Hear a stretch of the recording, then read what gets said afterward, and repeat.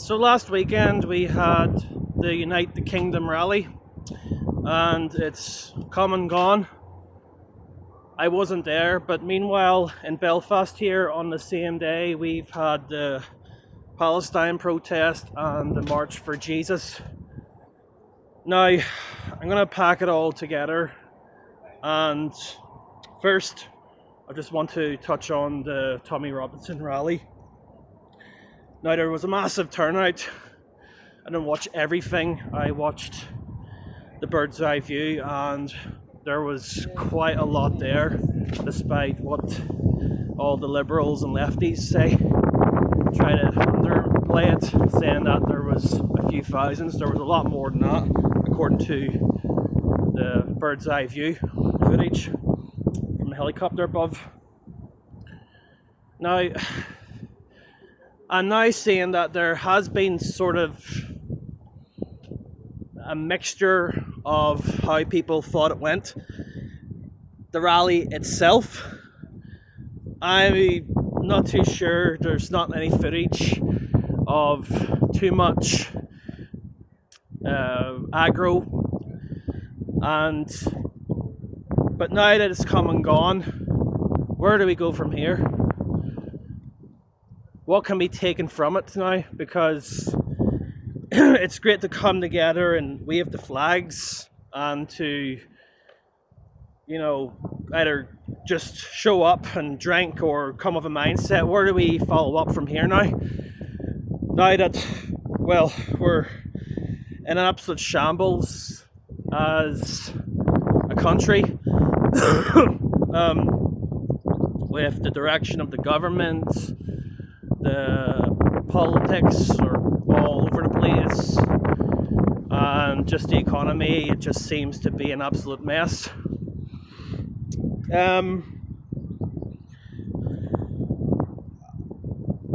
Despite all of that, right, we know that at this stage, I hope there's a lot of people now are recognizing that their society around them is changing rapidly, and especially the democratic changes just seems to just sort of be more visible than prior the scamdemic COVID.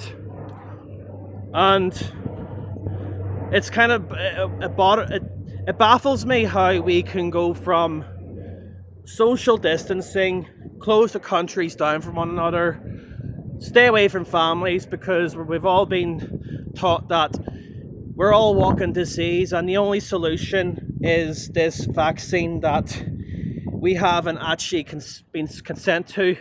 We've been forced to take it in order for us to carry on with whatever our lives are. And at the meantime there, we had Bojo in office, and him and his politic crew sitting there having a party behind closed doors. So it's not really consistent. And then you've had the police being corrupt in the whole thing as well. But yeah, that's one issue that one concern is the changes in the democratic, and we have the cost of living that is just skyrocketing and seems to be getting worse rather than better. Okay, and we have now just a massive push towards this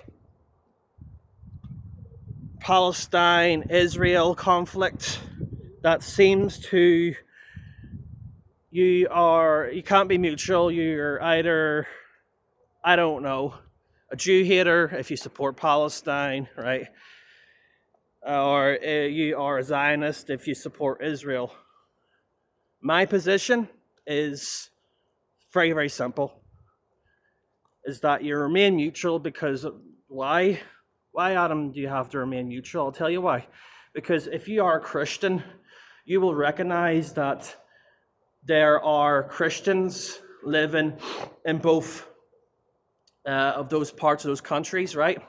and you have to be mutual and not to sort of get too sticky with the political situation if you're a Christian, because you're meant to be pro-kingdom for Christ, not pro-Palestine, pro-Israel.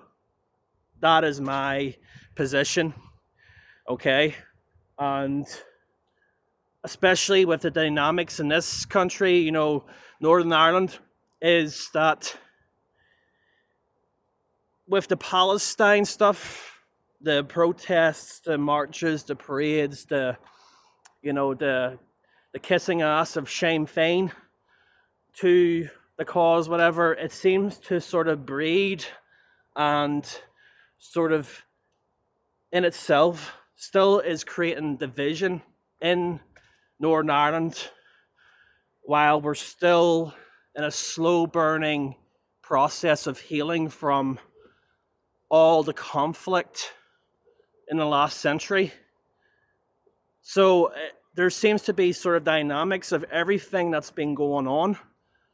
And, you know, well, and then you have just the church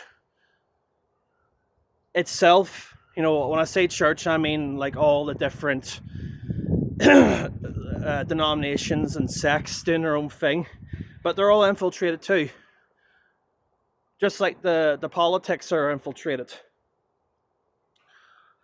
And meanwhile, while this is all happening, we have issues in our own countries here. Even if it's in England, Wales, Scotland, the rest of Ireland, okay? We're all in the same sort of mess. It just seems to be very clear and obvious that there has been a divide and conquer, and it has been quite successful. But it's such a mountain to climb, while we're just seeing it's like you know, I'm being straight up here. There's different parts in the city and in the country. It's like nearly like it's like spot the white man. I watched Patriotic Media, her video last night, where there was I think was it in Birmingham, there is a prime minister, and he's a Pakistani, and he did the Muslim prayer, and you know, that should be enough to really, really worry about the future of politics too, because I'm going to get to the meat of where I'm going to, is that because while they are having children and they're having families, and then their children will then have children in less than 20 years time, and there's going to be like so many different generations all living in one phase of a lifetime.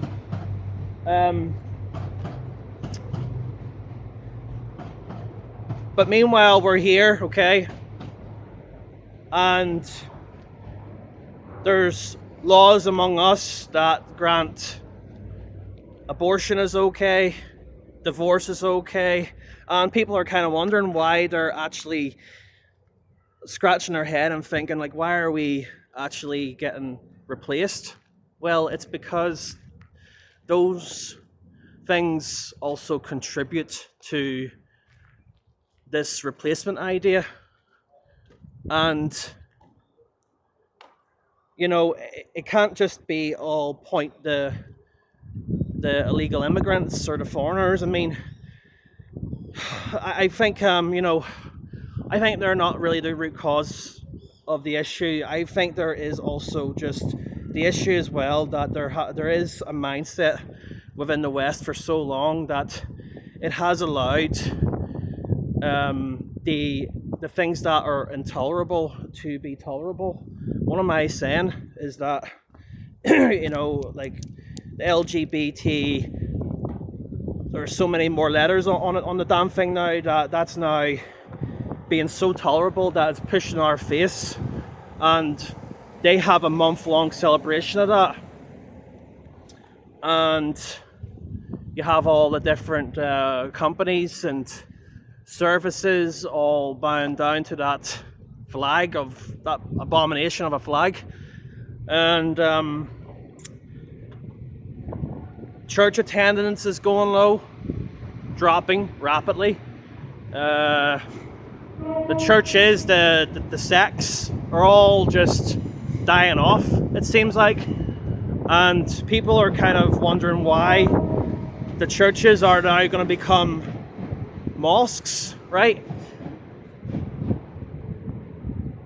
Okay, yes, there is an influx of all these different people groups who are Muslim, but while that was still not noticeable, have we been going to our churches and worshipping and thanking our one true God of the Father, Son, Holy Spirit? Probably not. A lot of us are being lapsed in our Catholicism and sort of I don't need church in our Protestantism. Now, I'm not an angel. I'm far from perfect. You know, a lot of this actually, if in fact includes me.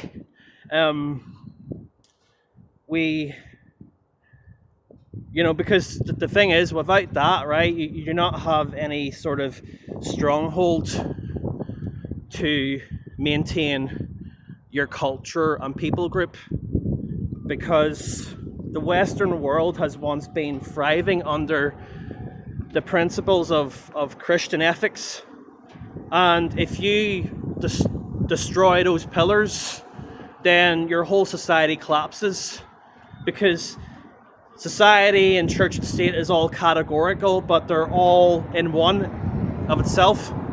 So I think we kind of need to actually look at ourselves before starting to point fingers at everybody else. Like, I do know that it is great to sort of be involved in protests and to point out all the issues of the HMOs,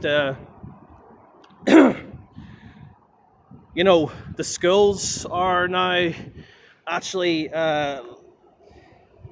looking different, right? With all the kids coming in. Christianity has to be pulled out of that too. We've been told that, oh well, it's the lazy white man is the reason why all these other people groups are having our jobs, like, working for the NHS, working in public transport, all this sort of stuff, right? But like there's a lot of blame to us, and a lot of people don't really want to hear that, and I think that's not really sort of being stressed at the Tommy Robinson rally, if I'm honest with you. And there's this sort of like infight between the Palestinian and the Israeli conflict, which is an issue over somewhere else while we have issues here. That is just sort of breeding divide, and it's still keeping people split from being reuniting, because on both sides it's all a big massive show at the expense of innocent lives. Okay, like, no one deserves to be killed, no one deserves to die, especially innocents, but they say, it's just the nature of war, and wars are corrupt. It's just nations paying off another nation, and I don't want to get into all that stuff, but what I'm trying to say is we have to kind of look at ourselves first, really, and I think the mindset of Christianity should not be talked about, or it should not, not get too religious, because people don't really know what they're talking about as much as they think they do, right? I haven't got this, I don't know where the hell this idea of Christianity is a pussy pushover religion, right? I don't know where that came from, because when I looked at ancient church history, I see that popes called for crusades to protect Christian countries because they looked at them as a threat. I saw many of the early Holy Fathers actually have approved and say that the death penalty is actually very biblical because it's natural, under natural law. You get in a position of being hung back then if it was very, very clear that you have broke the law and have done abominable things. But now we're at the point now where taxpaying money is keeping these people housed in a jail with free square meals, cigarettes, a TV, a place to go work out, get washed. And it's because Christianity, modern Christianity, has been an absolute pushover. Because when I look at that March for Jesus, all I see right there is not the truest form of what that faith is. I mean, when I think of worship music, I think of beautiful chants, like very poetic chants that just sends chills down your spine. I think of the incense, I think of the candles. That's what I think of Christianity. And no, but we've sort of are far from that. But yeah, that's sort of my rant, folks, because I do appreciate that there are concerns, but we also need to point out, as well as the mess and the cost of living and these additional taxes and council rates and everything, I think we kind of need to sort of look at ourselves, right? Because if we don't have, look, we need to sort of fix our mind first. We need to see, right, what is children in of itself? It comes from the couples. What is the couples? It is God's design for man and woman to love together. That's why marriage is beautiful, because Christ descended from a married couple. And if you have children and mommy and daddy are together, then the children are going to be mentally more happier. And then if you bring God and Christ into the family homes, then it's going to blossom. And then if you go to churches as a family unit, then that's going to then make people do more for the community. And then when you do more for the community, you have people who are growing up out of those communities, then actually, with their blessed gifts of whatever profession, then they will actually flourish into society, into different jobs in the job sector. And you kind of see where I'm going with this here. There'll be less theft, there'll be less crime, there'll be less infighting, there'll be less all of that. I believe in the transcendental argument, and I'm just walking through the Laganside courts, and you wouldn't have so much corrupt lawyers and barristers and judges, and there's solicitors and all the rest of it, if you haven't dumped out the foundation, which is Christianity. Because if the church is going to be destroyed, folks, we're done. We're done. It starts at the church. I don't care what anyone says, right? Yes, I am aware that there's not going to be angels coming down from heaven. There's not going to be, the men coming out from church. And listen, I'm far from a holy Joe, okay? I'm just saying facts. If all that's gone, then we're going to have mosques, schools, teaching Islam and doing the prayers. We're going to have halal meat. We're going to see bars and nightclubs closed down. You can see that, there'll be legalizing of close cousin marriages. One man can have multiple marriages at once, and then he'll have so many children to be on the benefits. You see where I'm going with this? It's I start from the foundation, and then I think the foundation needs to be looked at, because I do feel that we are under judgment.